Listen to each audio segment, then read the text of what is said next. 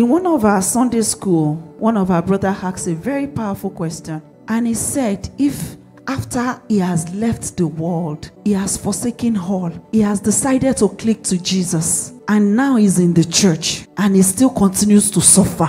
And he knows that if he goes back to the world will embrace him. What can he do?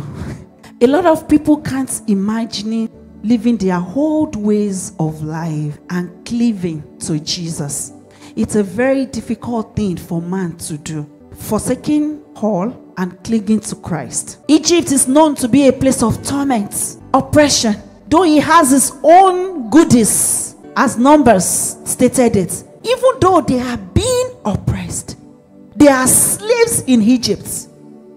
But because of the comfort of Egypt, are we together?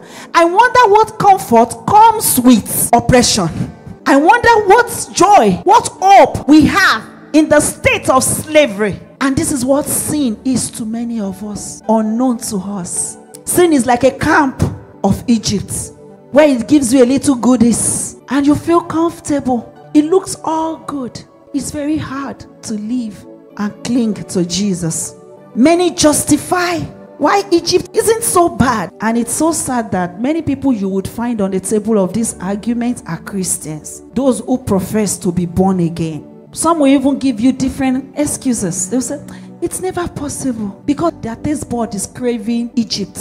God understands. He sees the pain. He sees the heart. He understood that you no longer have meat on the way to Canaan. On your journey, he understood. But how so quickly are we drawn back to Egypt? Many want riches that is only available to them in Egypt. They can't see anything in Canaan because the journey is too rough for them to comprehend. And many also want a life both in Egypt and in Canaan. We call it the Nicolaitan lifestyle. One leg in, one leg out. They will tell you it's okay to sin. It's important to understand. You can go and fornicate and come back. Just come and say sorry and God understand. Teachings of Bar. It's not the gospel of Christ. If God has called you out, you must come out completely. Double standard life often brings destruction to us as we journey the journey of faith. There's no way the apostles preach a fun-filled journey. There's no way. Every decision you would make will come with a scar. Every step you take will come with a whooping. You don't feel good on this journey. One of the times I talked to my son, I said, do you know what freedom is?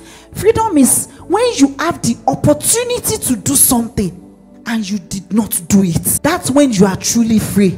You submit to God, not because a pastor sees you. You decide to just choose that life. That's freedom. Apostle Paul says that there is a thorn in my flesh, a messenger of death. But I prayed. I'm saying your grace is sufficient for me. Now saying your strength makes perfect in weakness. So the strength of God is what we need to ask for. Pray for it as children of God.